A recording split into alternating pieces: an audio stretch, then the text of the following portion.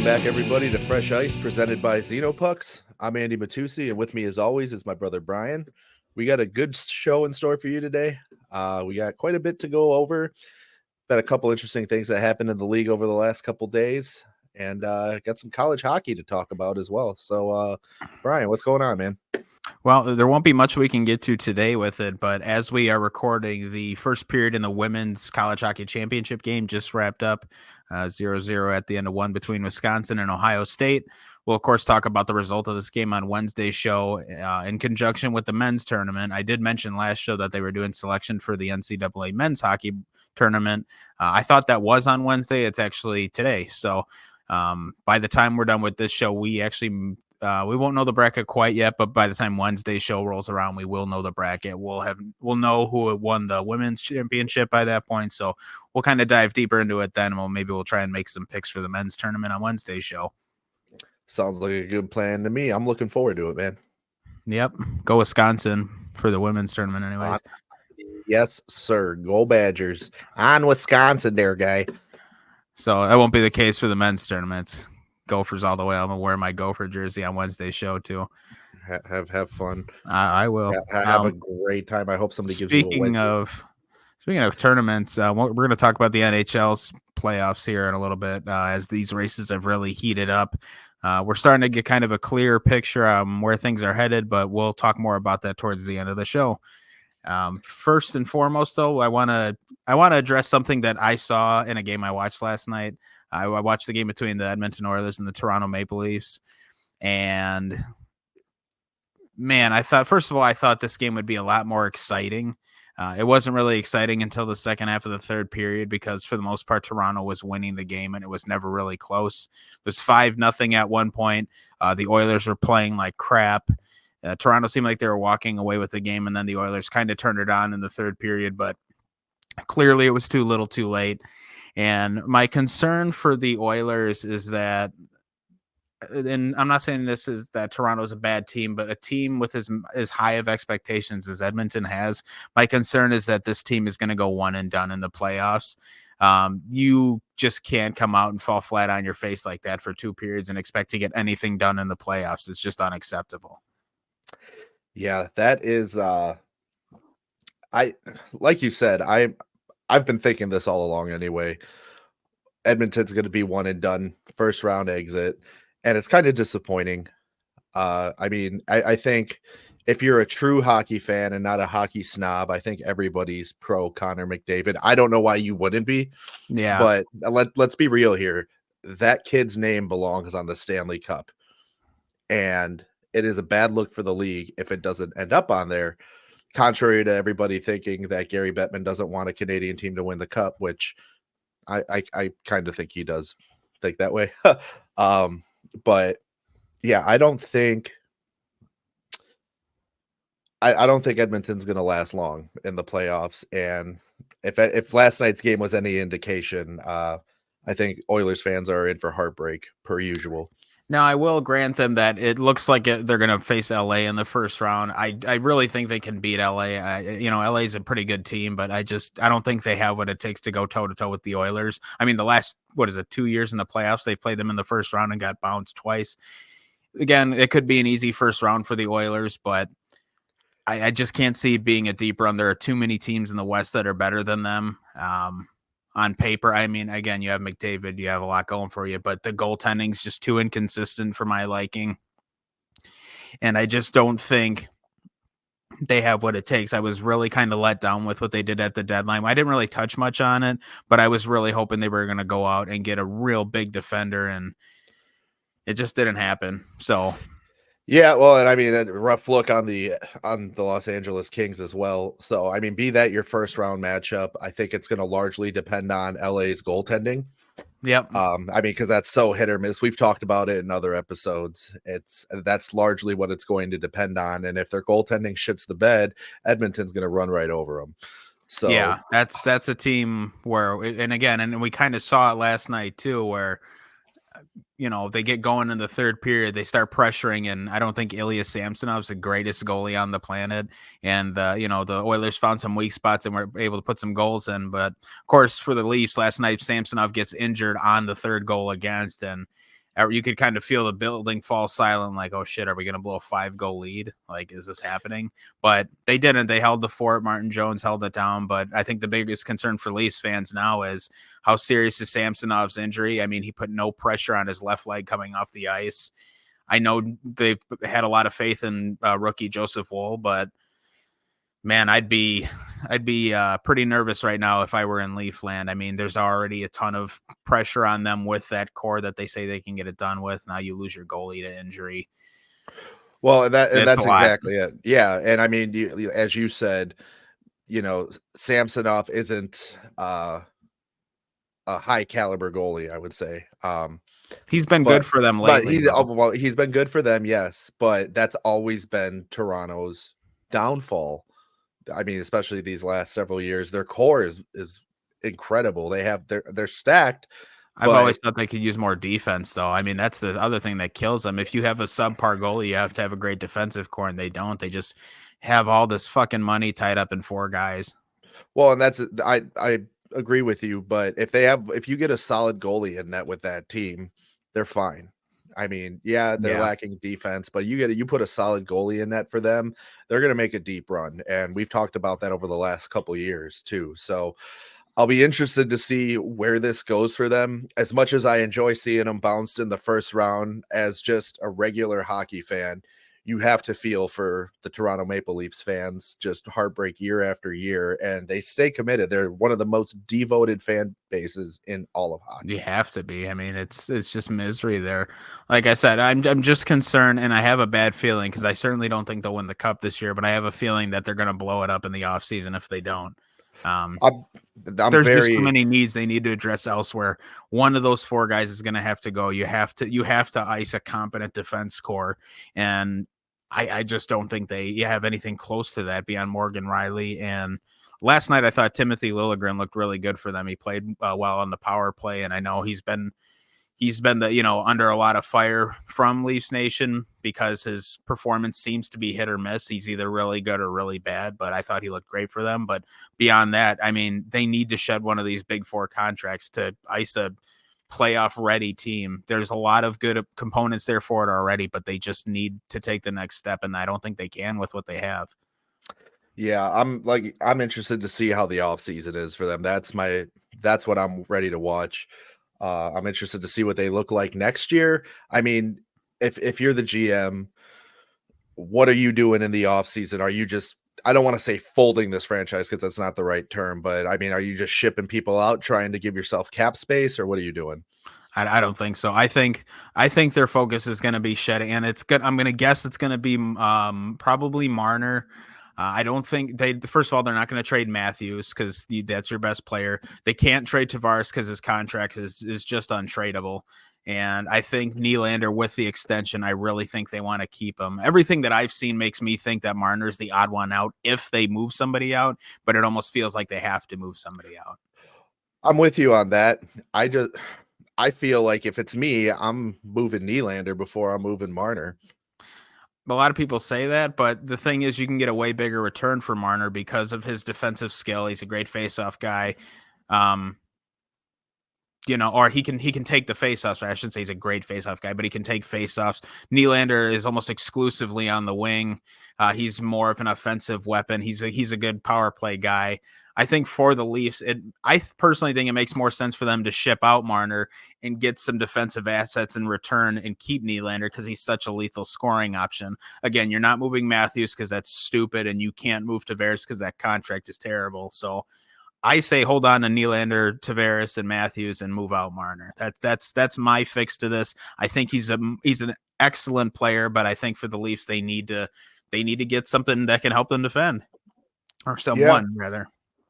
When you put it that way, I get where you're coming from. So I don't see that as a bad option. I'm just saying, me personally, I'm sending Nylander out of town, but that's just me. I totally get where you're coming from, though.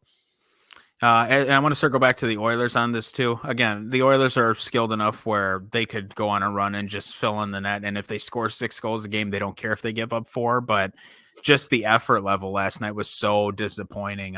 This isn't one of the NHL's primetime matchups. McDavid versus Matthews, 2 of the best players in the league, and I don't feel like it really delivered on that level of it. And I think Matthews and McDavid both did have a couple points, but I don't think either of them had a goal.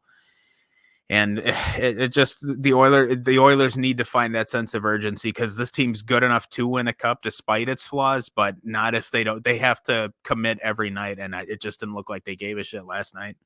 Well, and we're far too late into the season right now for this to be happening. I mean, this is the time where you should have everything down to a science as to what you're going to be doing come playoff time, not all this screwing around, looking like fools on primetime television.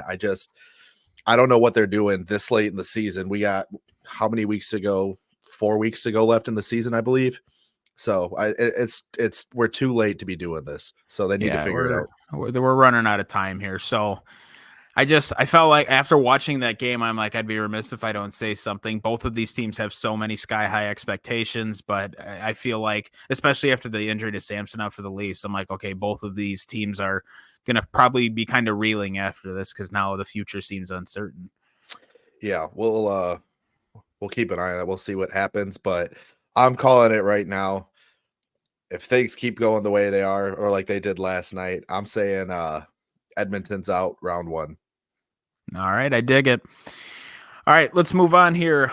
We have our tough look of the week. Who is that brought to us by?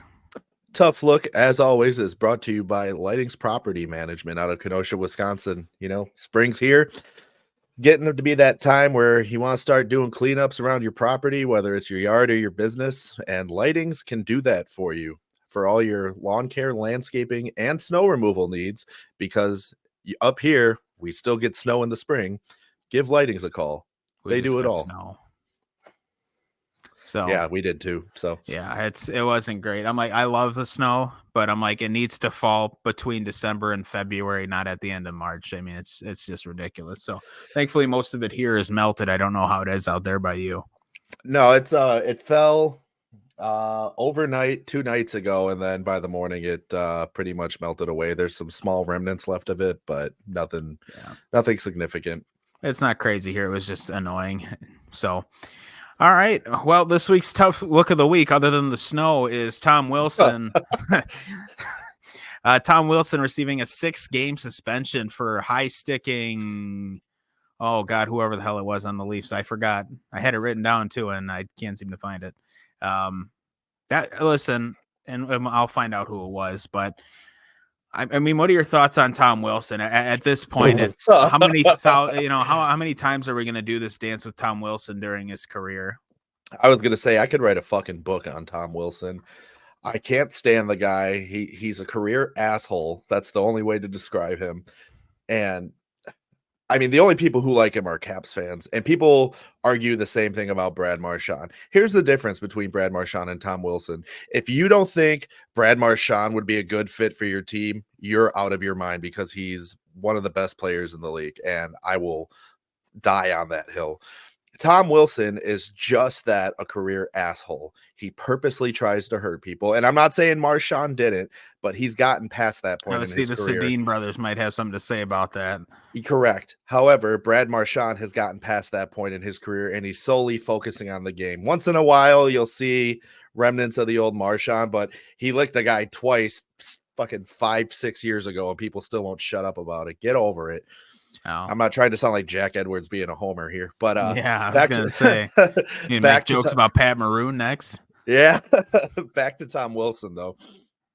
I'm like you said, how long are we going to do this dance? It's the same thing all the time. He's a repeat offender. I think 6 games is too much. I don't care what angle you look at that video from. If you try to tell me that was not intentional, I'm going to kick you in the head, because that's bullshit. He tried to play it off like it wasn't, and I can at least, by the way, the player he hit was Noah Gregor, Leafs forward. Oh, okay. Gotcha. The play is kind of weird, and I can see why people have made the argument it wasn't intentional. I'm like, I don't think he meant to hit him in the face, but he swung his stick wildly at him. So at very least, he was trying to cause some damage. So you want to know something? I'm going to tell you something right now that's really going to piss you off. So you mentioned that he's a repeat offender. You can't make this shit up. Because of the wording of the collective bargaining agreement between the players in the league, because it's been so long since his last suspension, Tom Wilson is technically not a repeat offender by the letter of the kiss law. my entire So, ass. yeah, No. a guy who had a 20-game suspension is not a repeat offender according That to the is NHL's such collective bullshit. bargaining agreement. So, All right, cool. I would likely think that this suspension would have been more than 10 games had he fallen under the repeat offender rules. But technically he's not. So I do think 6 is a correct suspension in this case, given that they have to adhere to those rules. Again, I don't think he tried hitting him in the face because even he looked surprised afterwards and he checked on the player he hit. But when you're swinging your stick wildly, you have to understand that there's likely no good outcome. So I think 6 sends a perfect message. And even though he's not a repeat offender, I mean, this definitely lays down the law and throws the book at him. It's still stupid to me, and that's it is, but said, the rules are the rules, off. and that's bargained for by the players. So you know what? If they think it's stupid, they need to bargain for that in the next agreement. So I mean, as stupid as it is, part of the onus is on the players to get these rules straightened out. My thing is, I don't care what he says, or maybe he didn't think he was gonna hit him in the face. I love how mad you are about this, dude. I can't stand Tom Wilson. I cannot stand him. He's far worse than Brad Marchand, and I will as many Stanley Cups as him. Anyway, Andrew's gonna leave the show if I keep making these comments. I'll say you can do the show by yourself. But my point is, him hitting that guy and then immediately reacting like that and grabbing him was the same energy as you and I as kids when one of us would hit each other and then act like it was an accident so mom wouldn't come down and kick our ass. And then what happened at the end? We still got our asses. Yeah, exactly. Same concept. He knew damn well what he was doing. I saw somebody comment, I think it was on Facebook, about, he was trying to hit the glass. Okay, first of all, unless you're Tom Wilson, you don't know that. Second of all, no, the fuck he wasn't. Yeah. He knew damn well. Andrew's like, you don't know it, but I do. Doing. Yeah. Like, God. Yeah. And the fact that people are even... The people who are trying to defend him, you can fuck off too, because you know damn well that was intentional. I don't want to hear it. And when Brad Marchand did stupid shit and got suspended for it, I didn't defend his dumbass. You play stupid games, play stupid games, win stupid prizes. I think they should just let the players play. Let the game police itself. Let the kids play, ref. So it's funny. I forgot where I heard it. I was listening to, I think it was either Daily Faceoff or 32 Thoughts. And when they mentioned Tom Wilson's technically not a repeat offender, I was like, oh my God, this is going to crush Andrew's soul. Dude, that is and here we are. Loophole. Yeah. Honestly, like I said, had he fallen under the rules of a repeat offender, I'm guessing he would have probably got about 15 games, because the last time he had a big suspension was the 20 games he got, and that got reduced to 14 after appeal. But if he was still under this, I think he would have been north of 10 games easy. We probably would have been talking about 15 games or the rest of the regular season or something. Yeah, it would have been far more extreme, I think. And it, all joking aside now, and I can't stand the guy, but in all seriousness, I think 6 games is justifiable for this. I don't think I do.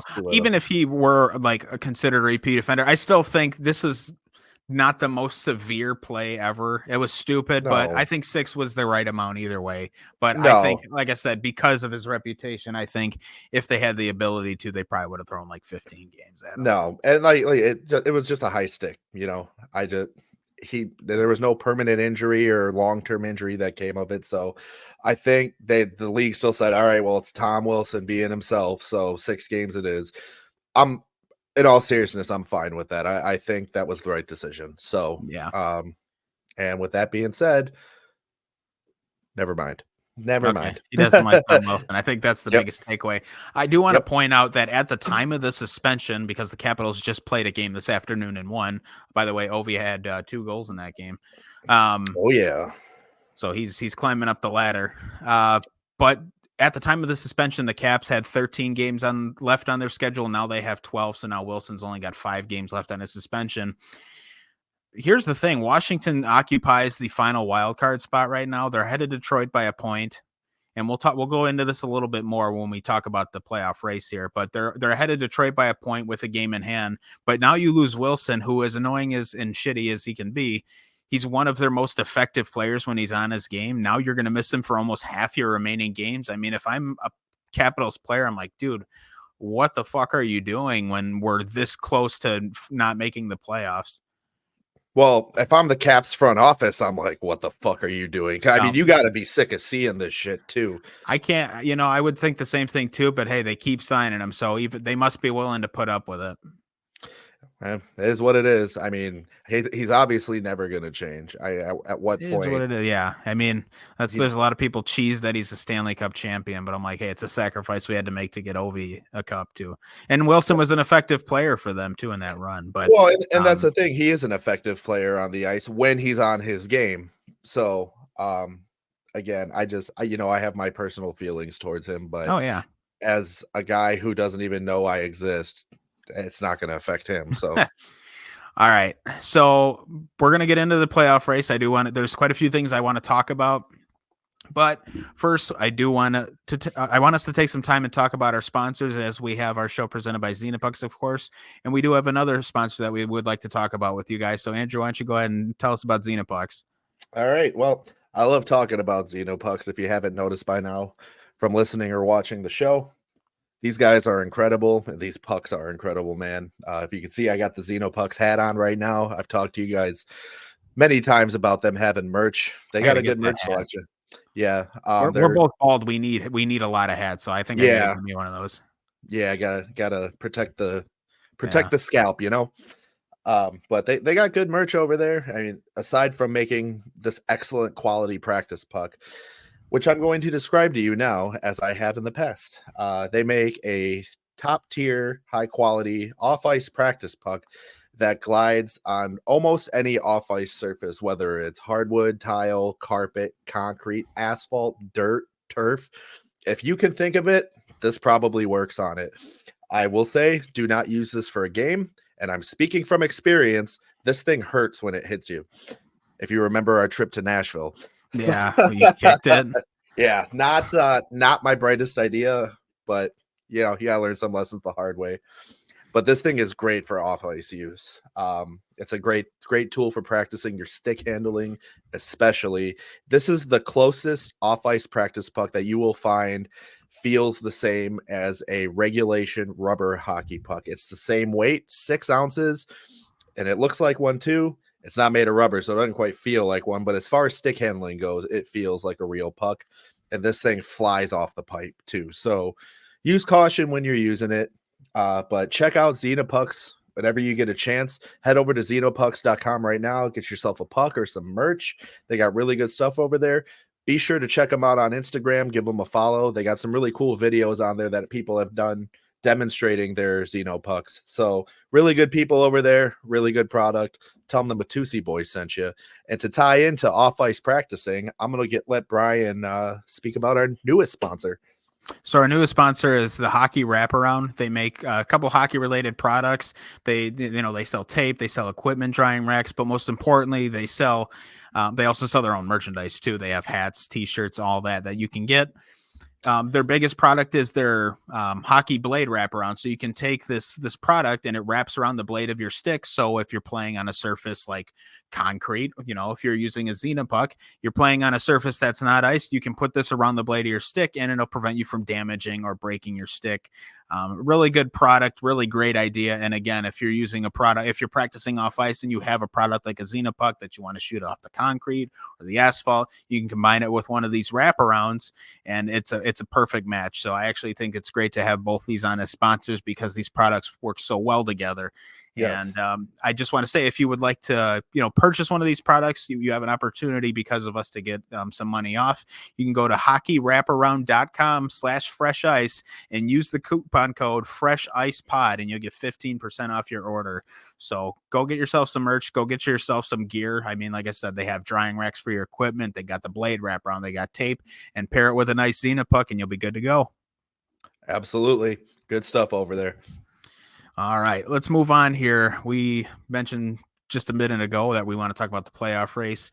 And I think let's start with the Western Conference, as I think this setup we have right now in the West is probably what we're going to be looking at as far as the 8 teams in the playoffs right now.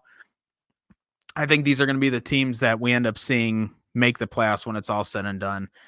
You look at the teams chasing, the three top teams chasing are St. Louis, Minnesota, and Calgary. I just don't see a world where any of the three of them catches Vegas, who's on the last spot right Not now. a chance. So, I mean, St. Louis points wise is pretty close, but Vegas has a game in hand on them. I just don't think that any of those teams are going to catch them. So, looking at the West, you see the two division leaders right now.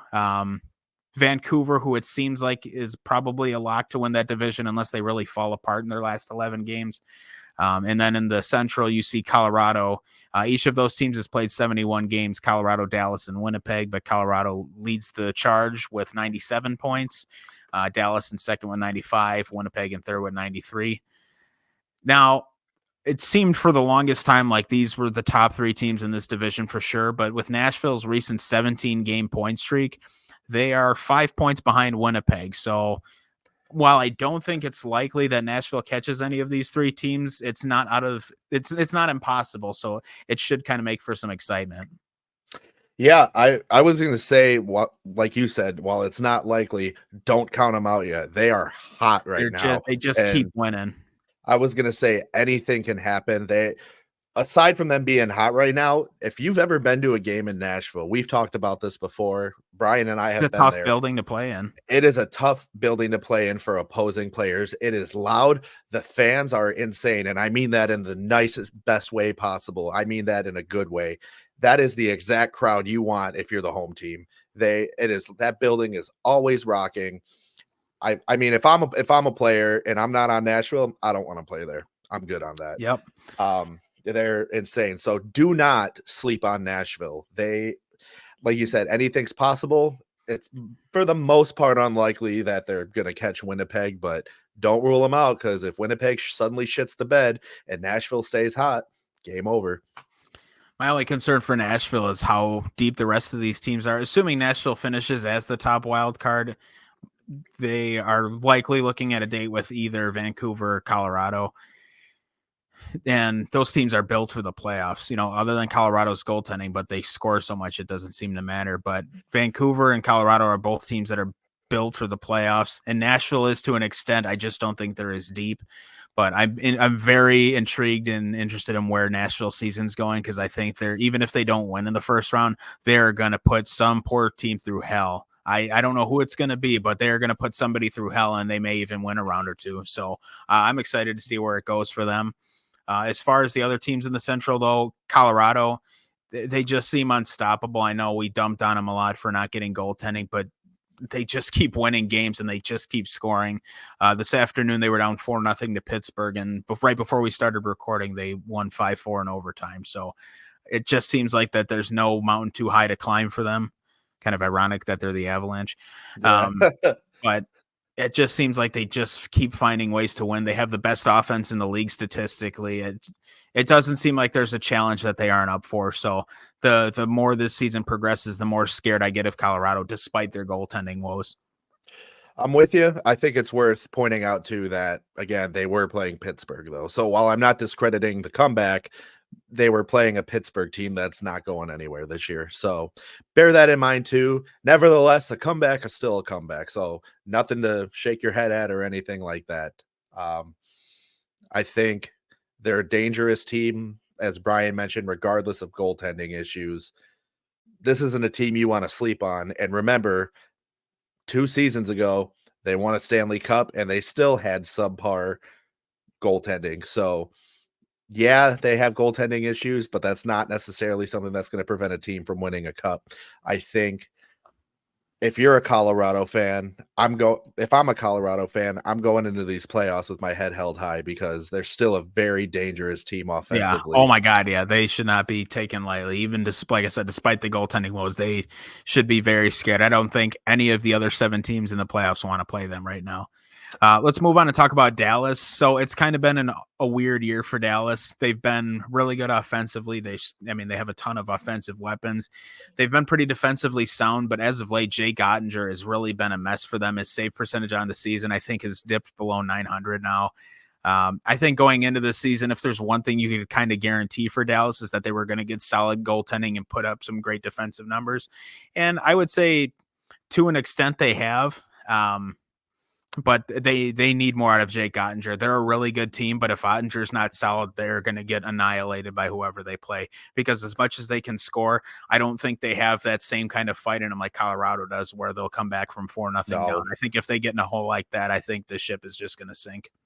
I'm with you. I wouldn't compare them to Colorado either. I mean, those are two completely They're two way different different teams. Yeah. And I mean, Colorado, like we said, aside from their goaltending issues, they're an offensive juggernaut. So yeah, like you said, Dallas isn't a team to be messed with either, but no, they're very physical. I mean, again, even if Ottinger's not on, they'll wear you the hell down. They play a really tight checking game. They can score from pretty much anywhere and anyone. So definitely a scary team, but again, if Ottinger's not going for them, I just don't see it in the cards for them.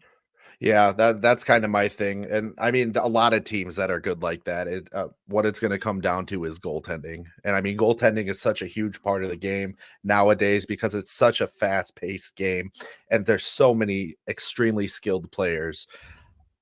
If you don't have solid netminders, it's going to be rough for you, especially come playoff time when the whole aspect of the game changes. Playoff hockey is so different from regular season hockey. That's why we always stress never base a team's playoff run based off what they did during the regular season. And there is no better example of that than last year's Boston Bruins. Yeah. It still hurts. You know what's crazy? I just looked this up on ESPN just because I was curious. So Dallas has actually allowed more goals this season than Colorado has. Really? Dallas has allowed 214 goals, Colorado 212. So not significantly more. Oh, yeah, I see that. Yeah. Worth noting, Jake Ottinger's on the season 897 save percentage. So far from his best work. And that's not to say he can't turn it on for the playoffs. But you know, okay, in his last 3 of his last 5 games, he's actually been pretty good, but they were against bottom feeder teams. Arizona, he stopped 23 of 25. Anaheim stopped 25 of 27. Pittsburgh stopped 20 of 22. But against the Panthers, 26 goals on 30 shots. Against the Devils, 4 goals on 10 shots. So he's, like I said, he's just been all over the place. And again, he could turn it on in the playoffs and instantly, just like that, Dallas is an immediate threat to win the cup again. But if he doesn't get it going, I think they're dead in the water in round 1. Yeah. I'm just going to keep an eye on that. I'm not a huge Dallas guy, and I know you're a Wild fan, so I know how you feel about Dallas. They're exhausting. But I mean, I don't have any feelings toward Dallas either way. So I'm just going to be kind of neutral for them. But if I'm being honest, my prediction is I think Ottinger will hold up for them for the playoffs. I think they've got a real good chance to make a deep run. So I will not be surprised if that's the case. Yep. And you mentioned, we mentioned that they need the good goaltending, and they're likely going to run into Winnipeg in round 1, who has had fantastic goaling this season. Connor Hellebuyck is just, what's that? You said goaling? Goaltending. Yeah. But Connor Hellebuyck has just been unreal for them this year. Oh, dude, he's best goalie. Second in the league in save percentage at a 921, 2.38 goals against average. That's good for third in the league. He's got 4 shutouts on the year. We already knew Connor Hellebuyck was a really good goalie. But I mean, this is definitely one of his better seasons. His last couple of games, he was not so hot. It looks like he allowed, he allowed 5 goals yesterday afternoon against the Islanders, and this afternoon against Washington, he allowed 3 on only 19 shots. So weird that he played back-to-backs. I have to look at Winnipeg to see what the injury situation is there, but strange that he would have played in back-to-backs. But prior to that, he stopped 39 of 41 against the Rangers and 30 of 31 against the Jackets. So a couple blips on the radar this weekend for Hellebuyck. But other than that, I mean, the Jets, we've had discussions about how well the team's constructed.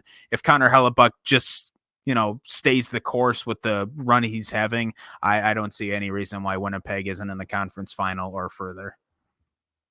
Yeah, I'm with you on that. And Connor Hellebuyck, I mean, he's been this good for a while. He's just been overshadowed because he's played for Winnipeg. And I'm not necessarily dogging on Winnipeg. If he played in a big market like New York, LA, Boston, Toronto, you wouldn't stop hearing about him. And he's going to be Team USA's goalie more than likely.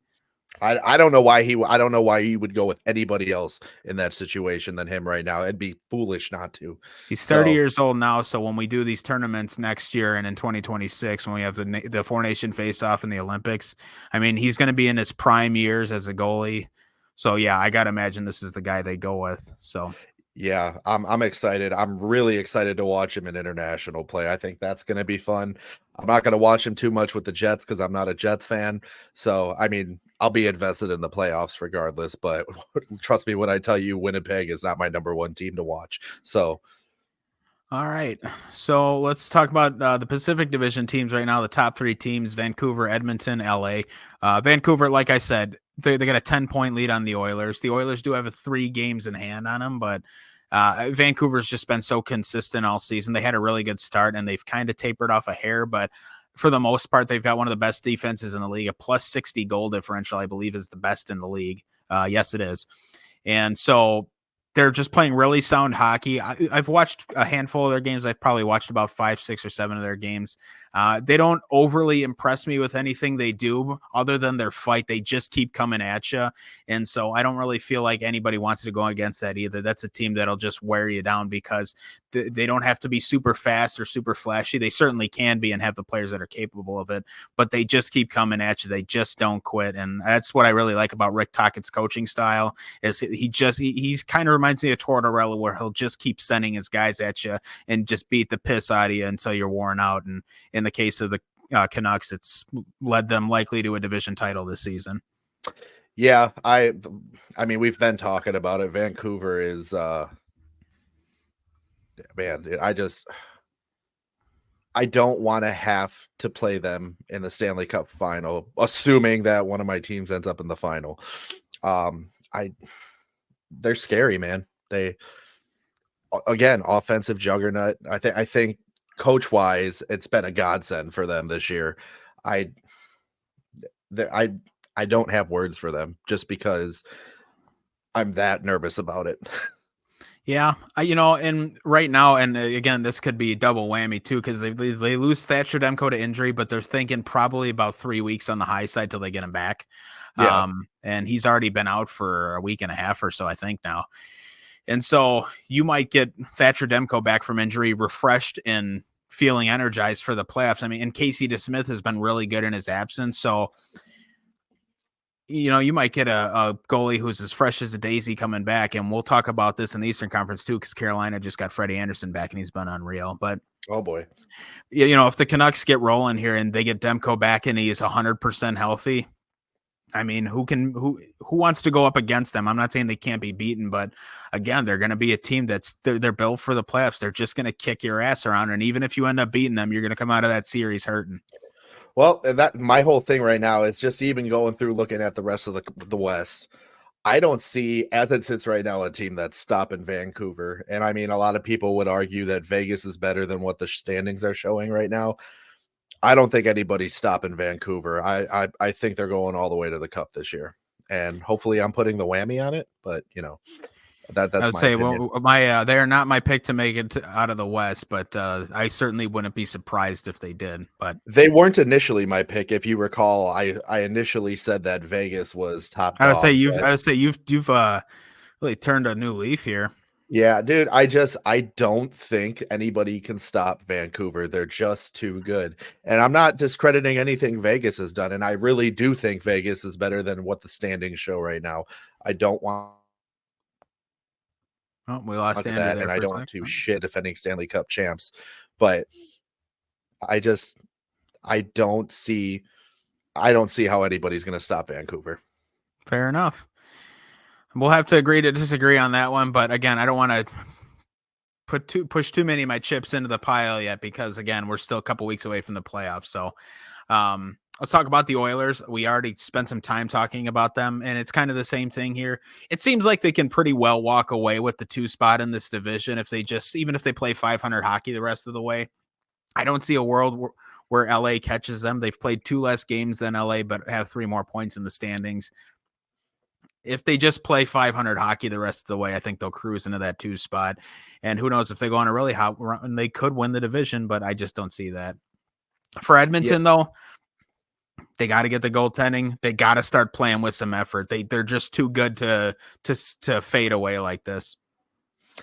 Yeah, I'm with you. I mean, they're second in the Pacific right now, so I mean, not anything to steer away from, but they still have a lot they got to work on. And like I mentioned earlier, it is far too late in the season to be worrying about little shit like this. You should have it together and just be ready to go. You should be riding it out right now until the playoffs start. And I don't mean getting lazy. I just mean like you should just be flowing, no problems until the playoffs start right now. So there should be no wondering if you're a fan, like, oh, well, how's it going to play out for them in the first round? You know, are we a first round exit or are we going to make a deep run? Usually you can tell early on how your team's going to do.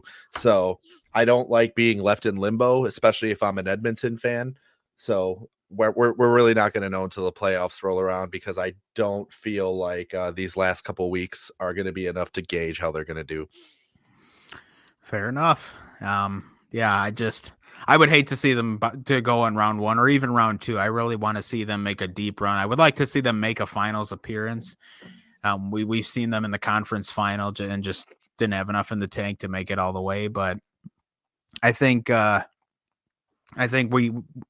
just need to see the effort. I think they need the effort level more than they need the goaltending, because I think some of their goaltending woes will be washed away once they start playing. Like last night against the Leafs, Evan Bouchard got absolutely cooked in the corner by Austin Matthews, and just zero effort to skate back to the front of the net. And I forgot who, I think it was Holmberg that ended up scoring for the Leafs, but he had a tap in because Bouchard was just dragging his ass out of the corner, no skating effort whatsoever. And for a guy who's a premier defender in this league like Bouchard to just not be giving a shit is unacceptable. So if they can get the effort level up, I think they'll be okay. But yeah, if not, like I said, it's troubling at the least. Yeah, I just don't want to be here right after Edmonton gets knocked out in the first round, and then that's what we're sitting there talking about. That's my concern right now, because like I mentioned earlier, I'm not an Oilers fan, but I do want to see McDavid win a cup. All right, let's talk about the Kings.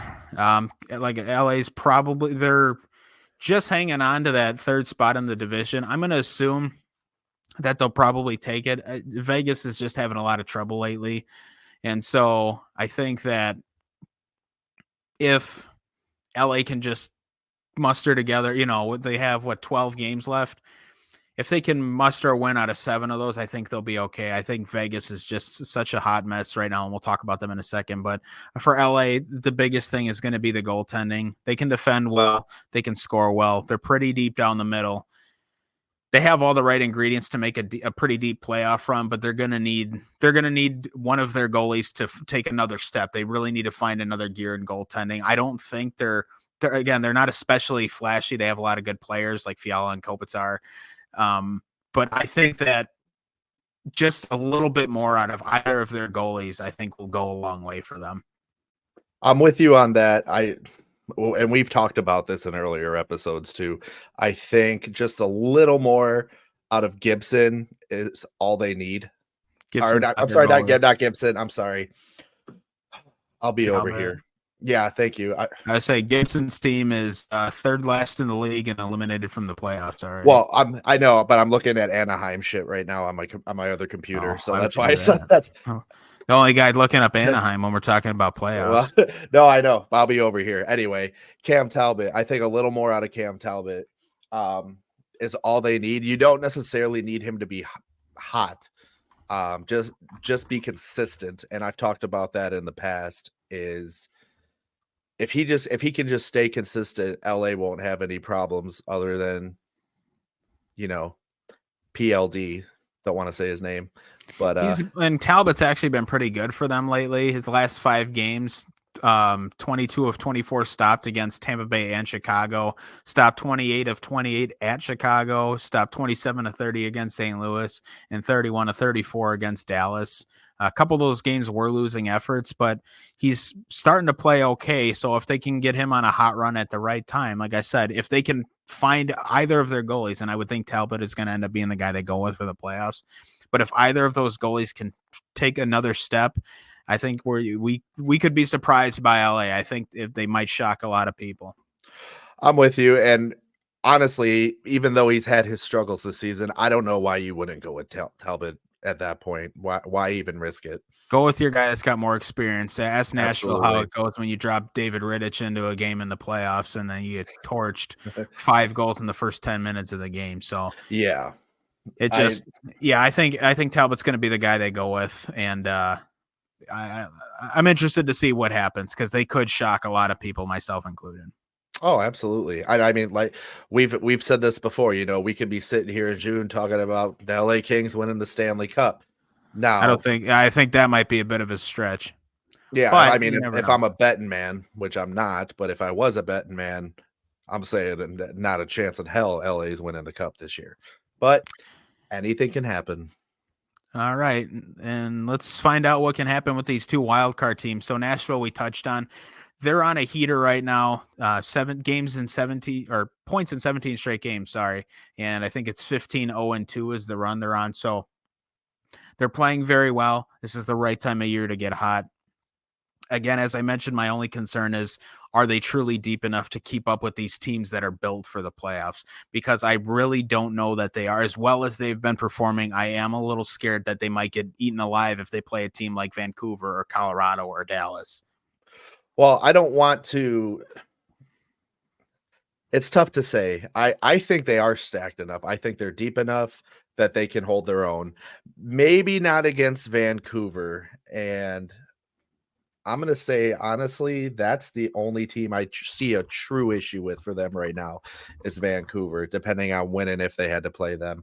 But I think all the rest of these guys, I think they can hold their own. I don't know, man. I don't think they have what it takes down the middle against a team like Colorado, who is likely they're probably going to end up playing Colorado. I think they're going to get eaten alive down the middle. I don't think so. I think they can beat Colorado, and I'm not basing that off of our regular season experience. I truly think that they can beat Colorado. And I say that in the sense that, one, you have to factor in that they have UC Saros, who can be inconsistent, yes, but generally speaking, is a very acrobatic and good goalie. So I think that bodes well for Nashville. That's something that Nashville has a leg up on Colorado for. Number 2, I think offensively, they're right there with Colorado as of right now. They haven't been all We're season. so far apart on this. No, dude, I think they're right there right now. That's the beautiful thing about having a podcast is that we can disagree with each other. Yeah, So, it's tough to argue that anybody can keep up with the best offense in the league, and Colorado defends just as well as Nashville does, if not a little better. Again, in the goaltending, Nashville certainly got them beat. I mean, it's not yes. even close. But when in the playoffs, when puck possession is so important, to have down the top 3 down the middle for Colorado is McKinnon, Middlestat, and Colton. Those are 3 really good players. And Colorado's top 6 is just so loaded, man. I just don't see a world where anybody beats Colorado in the first round. We'll see what happens, but I'm just saying I think Nashville can do it. I think they can hold their own. I'm not saying it's I gonna. would love to see it happen. I think Nashville making a deep run would be really fun. It was so fun when they went to the finals, but I don't see it, as good as they've been playing, and I'm glad they jumped back into a playoff spot because they were really too good to miss the playoffs. But I just can't see him beating a team like Colorado. I can see him beating Vancouver. I could see him beating Dallas if they played Dallas. I don't see Dallas, it against yes. Colorado, man. That seems like a really tall task, and I don't know that they're up for it. Yeah, see, we're worlds apart because I don't think they're beating Vancouver, but I definitely think they can get past Colorado. Dallas, absolutely. Honestly, there's no trouble with them getting past Dallas. I think that's a real quick series if they play Dallas. But dude, I believe in them, man. I think they have what it takes, and again, I think a lot of it's going to come down to goaltending, especially if you're Colorado. So we'll see. Honestly, I hope that's a first round matchup because I'm going to be glued to it. That'll be a great first round. And I'm not saying if they do beat Colorado, I'm not saying it's going to be easy or pretty. I'm willing to bet that's a series that goes 6-7 games. So we'll see what happens.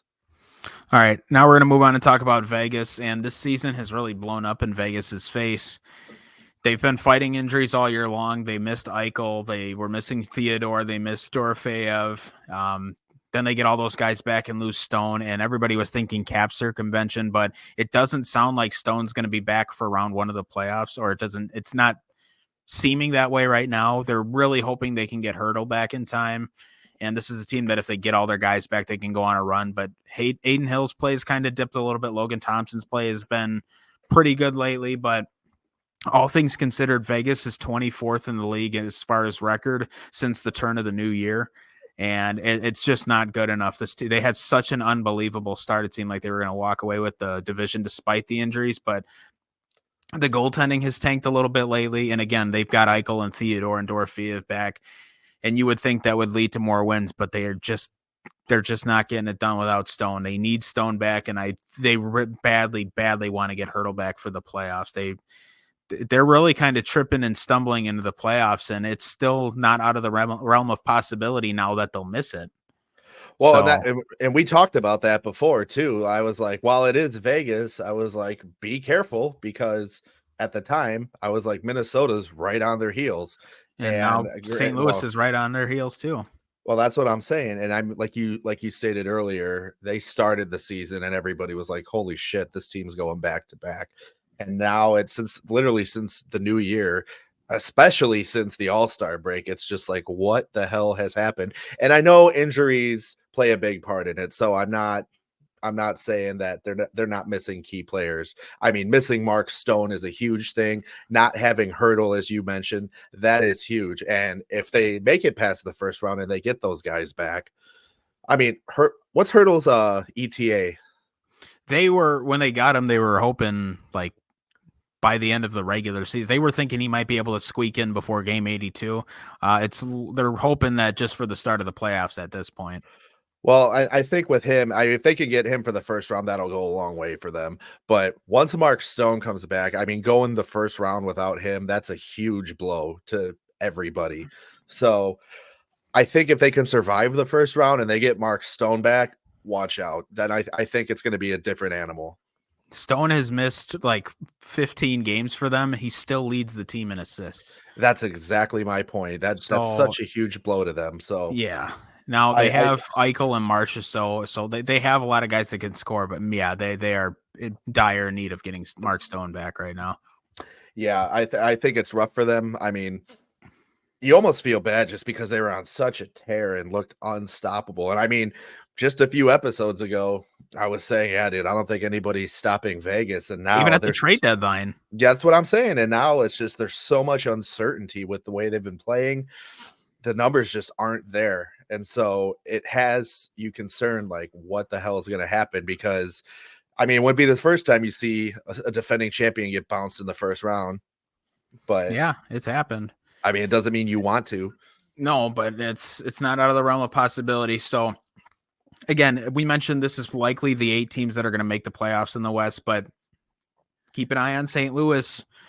And I mean, they could catch them. Vegas has a game in hand on St. Louis and on Minnesota, but Minnesota plays Vegas 2 more times and they're 6 points behind them. And St. Louis is only 4 points. I mean, Vegas could really be playing a dangerous game here the rest of the way. So we'll just have to keep an eye on it. But I do want to move on and talk about the East now, and we'll address all these teams. As it sits, the 8 teams in the Eastern Conference playoffs right now are Boston, Florida, Toronto, New York Rangers, Carolina, Philly, Tampa Bay, and Washington. Let's start in the Atlantic Division. Start with the Bruins. They had another team that had such an unreal start, even though their play has had its spots where it's been really rough towards the back half of the season. Again, they're still first in the division. They could very still well finish with the best record in the league. They have a really good goal differential. They're getting good goaltending, specifically from Jeremy Swayman. I mean, you watch most of their games. What do you think about them going into the playoffs now that they're inside of their last 10 games?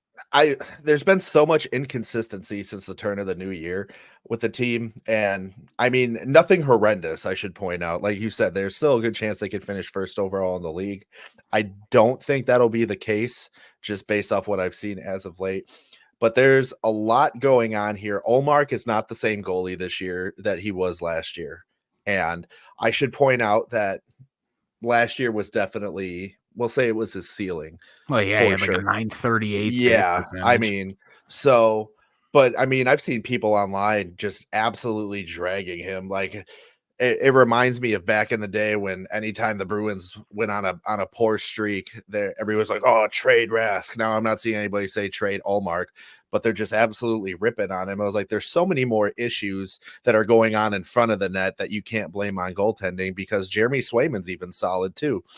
It's the team in front of them. They're a great goalie tandem, so I don't want anybody to think that they have a goaltending issue, because they don't.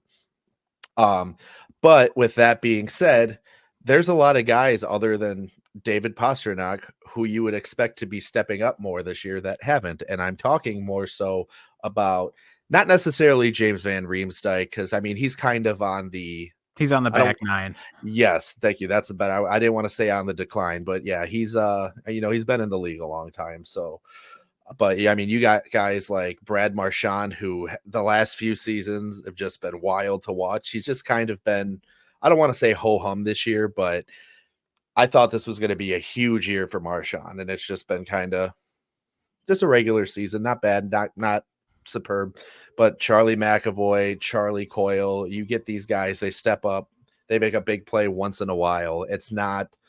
This isn't the same team that you're watching last year, so it's hard not to be so aggressive towards them watching them, because you watch them just absolutely annihilate everybody last year, and now there's games where you're like, they're firing no look passes and nobody's home, and then the defense is chasing the puck all the way back down the ice, just making silly plays. I'm getting real tired of watching the dump and chase too.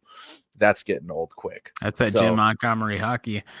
Yeah, I know. One thing I want to say for the Bruins, and it really is kind of mind-boggling. Again, their bread and butter as an organization has always been defense and goaltending first. They've never, at least in my 10 years watching hockey, I don't think I've ever seen a Bruins team where I'm like, man, they're just filling in the net all the time. The 2013-14 season where they had Iginla, I think they were the top offense in the league, so there's kind of an exception there. They can certainly score well, but defense and goaltending has always been their mainstay. But I am kind of mind blown that they're going to go into the playoffs with Charlie Coyle and Pavel Zacha as their top two centers. I talk about it specifically all the time, but how important puck possession is, man. I just can't see them really beating anybody with those two guys as their top centers, because the playoffs are so different. The faceoffs seem like they're harder to win. There's a lot more tying up. There's a lot more physicality to it. And Charlie Coyle's a real tough-nosed player. I don't think Zacha is exactly that. He's more of a skill-based guy, but man, I mean, the other 7 teams in this playoff bracket, I think all are deeper down the middle than the Bruins.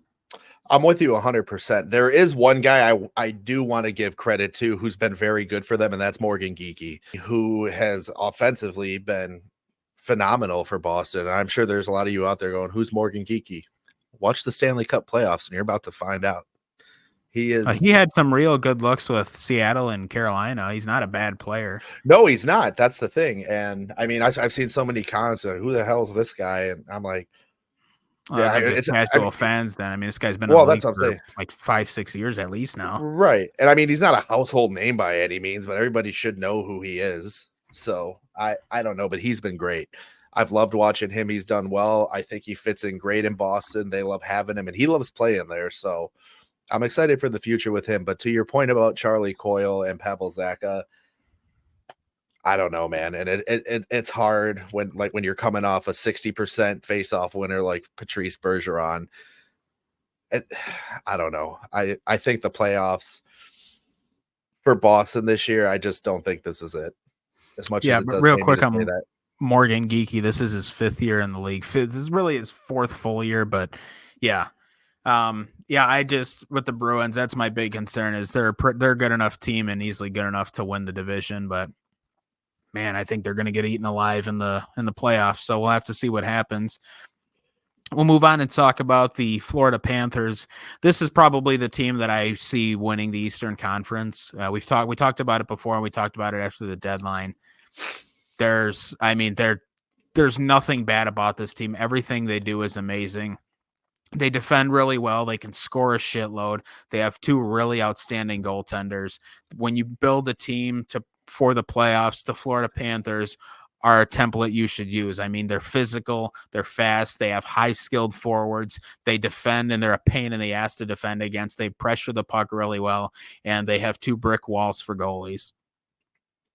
Yeah, I'm going to do my best to give input on this and not sound like I'm just a huge fan of the Panthers talking about them, even though I am. That's why I hyped them up, because I don't give a shit about them. But holy crap, are they good? No, they really are.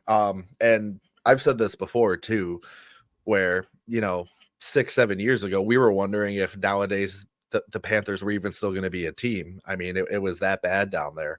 So to see them the way they are now is just incredible. And if you're a fan of the Florida Panthers, you've got to be over the moon right now. I mean, nobody expected last year's run. That caught everybody off guard. And now I say, regardless of the standings right now, I mean, they're only 2 points behind Boston in the standings. They have 2 games in hand. Yeah, too. I would say they have 2 games in hand. So I think Florida does come away not with just the division, but with the Eastern Conference this year. That's my prediction. And I don't see anybody stopping them, honestly. I think they're for sure going to the conference final. I did predict them to win the Stanley Cup this year, and I'm going to stand on that. They're just that good, and they've been absolutely incredible to watch. I mean, this is some of the best hockey I think the league as a whole has seen in a long time. These playoffs are going to be nuts. And for the Panthers, I just want to double up on your point. This year kind of feels like anything less than winning the Stanley Cup is a letdown. They've already set the expectation high. 2 years ago, they win the President's Trophy. Then they make the Stanley Cup final last year. Now they're on pace. They could finish with the best record in the league too. I think it's Stanley Cup or bust for the Panthers, and I don't think I'll be surprised to see them holding it up at the end of June. Especially when you look at the team below them, who's likely going to be either theirs or the Bruins' first-round opponent, the Toronto Maple Leafs. So I mentioned at the start of the show, Samsonov goes down with an injury for the Leafs. They have Joseph Woll, but he's a rookie. He's had some issues with inconsistency, and he was injured for a while too. But what do you think of the Leafs going forward? I mean, we know they're a dynamite offense. What do you think they can do in the playoffs? I think if they can get it going, especially if they can have goaltending behind them to back them up, or at least defense, they have the capabilities to make a deep playoff run. We've been down this road before. The opportunity is there. So them getting bounced in the first round every year, with the exception of last year, is almost asinine. And I know we always joke, everybody jokes Boston is Toronto's kryptonite, but they have a team, especially this year, man. I think if they're going to beat Boston in the first round ever, it's going to be this year. That's my opinion. They're offensively, watch out, man. They're a dangerous team. And so I think if they can they're not going to get both goaltending and defense figured out before play. It's just not going to happen. But if they can get one or the other, I think they got a chance to make a deep run this year. And they did. Granted, Florida, you could say they ran over them last year, but I was actually expecting them to put up way more of a fight against Florida last year than they did. So I think they're coming back for revenge this year. They're not going to be tough, or they're not going to be easy for anybody who has to play them. So I think Boston fans are getting ready to get real cocky if we play them in the first round. And that series, for whatever reason, always goes 7 games every time they play each other. So just keep that in mind. Toronto's nothing to sleep on. Yeah, I think pretty much what you said is right on. They can score again. They can score really well. So as much as I don't think they'll get the goaltending or defense figured out, they know this is it for this group. They know it's win or bust. So they're gonna fight like hell. So I'll be interested to see what the Leafs do, but I have a funny feeling it may end the same way as it has the last few years. I wouldn't be surprised, but let's move to the Metro and talk about the division-leading New York Rangers. They're just a couple of points ahead of Carolina for the division lead, but I don't see a scenario in which they don't finish with the best record in the division. Again, if they finish, and I don't think they will, I think they'll perform even better than this, but if they play 500 hockey the rest of the way, it's probably still theirs to win. Yeah. As good as the Panthers are, I think the Rangers are kind of that equivalent just in the Metro. As they're such a hard-nosed team on defense. They have excellent goaltending. Igor is one of the best goalies in the league, and Jonathan Quick was unreal when they needed him to be, and has been unreal when they've needed him to be this year. But they can score at will too. I would love for the conference final to be Florida versus New York. And I honestly, when we make our brackets on our playoff preview show, I have a funny feeling that'll be my preview or my prediction for the conference final is Florida versus New York. I would love that conference final. I would also like to see a rematch of last year's conference final, though, too. That I think You just know that Carolina won't win in the conference final. That's why. well, hey, I said it before. I'll say it again. The conference final to Carolina is what the first round is to Toronto. Scary. So, yeah. But I agree with you. And honestly, if the Panthers aren't winning the East this year, it's probably going to be the Rangers. So we'll see what happens. As far as the regular season goes, I don't think Carolina's going to catch them. That granted, they're not horrendously far behind. They're not too far behind, and that's not, Carolina is definitely no team to sneeze at. I mean, you look at them, and again, one of the top goal differentials in the league. Carolina has always defended well under Rod Brindamore. Man, I've been having trouble today. Me too, buddy. And again, another team that can score really well. They're just so offensively well structured. They're just so sound that I don't think they're over the top exciting, but they're a really efficient team. I don't feel like there's ever a game they waste. All the games I've seen of Carolina, it doesn't ever feel like they're out of it. And now they get Freddie Anderson back from injury, and he's been just excellent for them. And we've seen what Freddie Anderson can do when he's really healthy and on his game. So as good as New York's been, Carolina is going to put up a hell of a fight against anybody they play. And I certainly would not at all be surprised to see him in the conference final, despite the fact that I always say, I say they're the biggest pretenders because it's always conference finals and then, complete implosion. But with how well they're playing right now and the fact that Freddie Anderson is back and healthy and on top of his game, I now am more inclined to feel like, okay, this team could do some damage. I'm with you 100%. I mean, I think it's going to be one of three teams to win the East this year. It's either going to be Florida, New York, or Carolina, and those are the options. I don't think it's going any other way. I wouldn't mind watching New York versus Carolina. I mean, that'd be fun. As much as I want the Panthers to go all the way, I think a Carolina-New York series would be incredible. It would be a round 2 series based on the playoff bracket structure. Yes. But let's move on to team number 3, the Philadelphia Flyers, who I think completely blew the ceiling off of everybody's expectations for them. John Tortorella's got them playing such a well-structured game. On paper, I really am not impressed by the Flyers in really any facet, but when John Tortorella is your coach, it always seems to elevate even your worst players to the next level, and they commit to every game as a team. And I know they've had some drama the last week with their captain, Sean Couturier, being scratched, but this is a good enough team to do some damage in the playoffs. I don't think they'll go very far, but again, they play either New York or Carolina. That's going to be a hell of a series, man, between the internal rivalry and then add the fact that it's a John Tortorella team. Whoever's going up against them is going to have a hell of a time, and the Flyers could shock everybody and make the conference final. I mean, we've seen what teams can do under John Tortorella. Everybody first of all, he's been a cup-winning coach, but you go back to 2019 when he coached the Jackets and they just ran over what at the time was the best regular season team ever in Tampa Bay.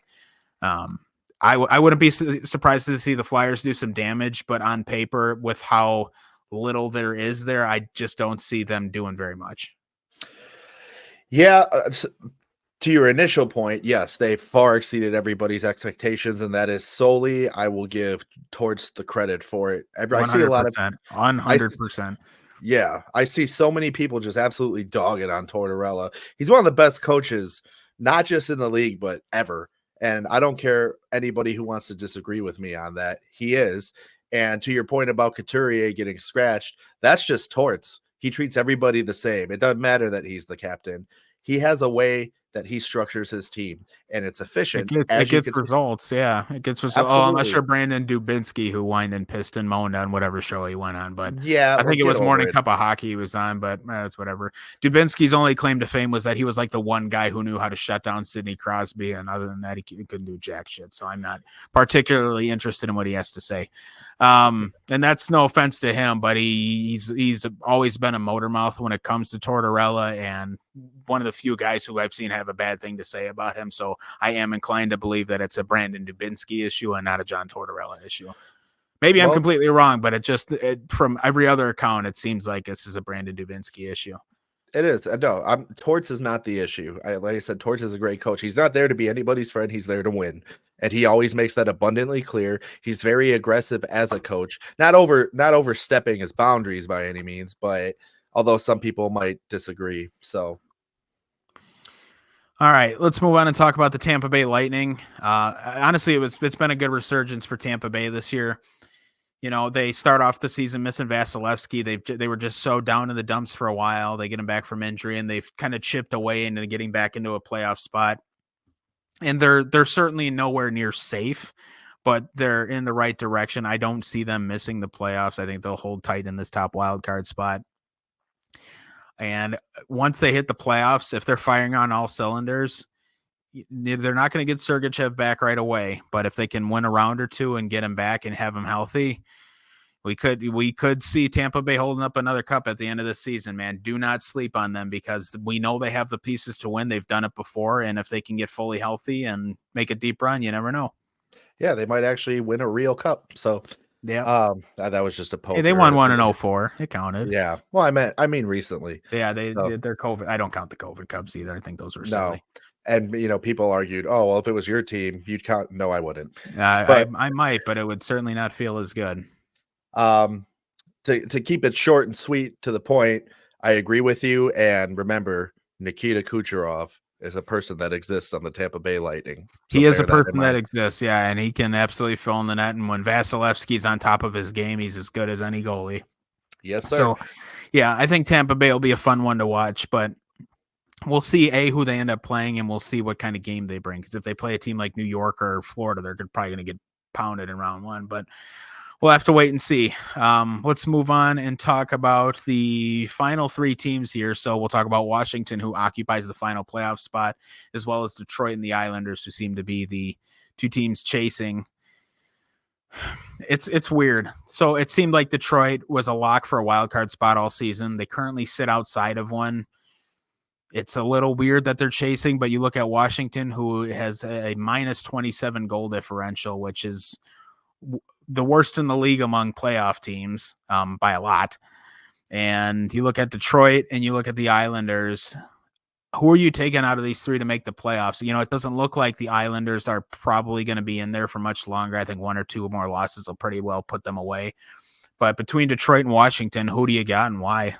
Dude, Detroit's got to figure it out. Like you said, I'm not putting any money on New York. I mean, as far as I'm concerned, I'm just going to leave them out of this conversation.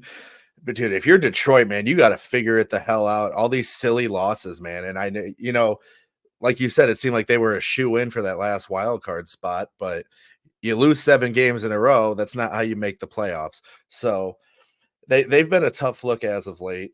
Washington's starting to kind of really pick up the pace. You know, Ovi's starting to find he's got his groove back. He's scoring again. So that's good. And I'm not going to get into the Gretzky record chase right now because that's not what we're here to talk about. But Ovi's starting to fire again on cylinders. So that's good. But if you're Detroit, man, even again the other night, losing 1-0 to Nashville yesterday. So that was a good sound game. I can't fault Detroit for that loss because Nashville's just been unreal lately. No, but there's been plenty of games in these last few weeks where there was no reason they should have lost. So just silly mistakes is what's costing this team their shot at a playoff run. So, and I mean, Stevie Wise put in a lot of work for that team to get them to where they are. So, I mean, it's on them now. Yep. Yeah, definitely. I think I've seen a couple of the last few Capitals games. They're starting to feel it a little bit now too. You can really see there's a bit more of a buzz in the building when they're playing. The players are noticeably happier on the ice. Now they got Ovi going, which is good for him for his record, but it's good for the team because that's your main guy, that's your superstar. You've got him going and everybody's in a good mood. I think Washington is going to get absolutely slaughtered by whoever they play if they make the playoffs, but I think for them to turn this around in such a rough season as far as injuries go, and Ovi's production is concerned, for them to make the playoffs, I think that's a victory in and of itself because it's just the season has just blown up in their faces. So to have a chance to play in the playoffs and who knows what can happen when you make the playoffs, I think that's really good for the Capitals. I agree with you, and I'm excited to see them. I love Ovi as it is, so I only ever want the guy to succeed, even if that means the Caps have to. So yep. Yep.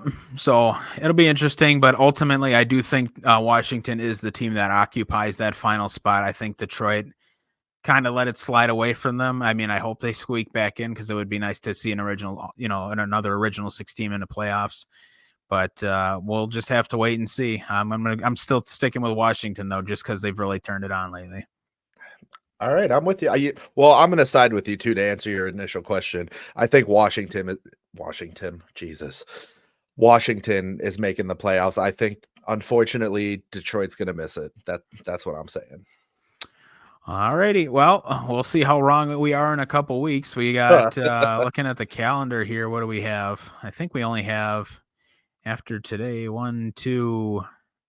Yeah, we got about 4 weeks left of hockey. So yeah, 3 weeks from this coming Saturday, the playoffs start. So we have 4 full weeks of regular season hockey to play yet. So we'll see what happens. I really can't wait to go down the stretch here. This has been a really fun season to watch in general, and the playoffs are going to be great. So I want to take this chance to thank all of our sponsors, Lightings Property Management, Xenopucks, and now the Hockey Wraparound.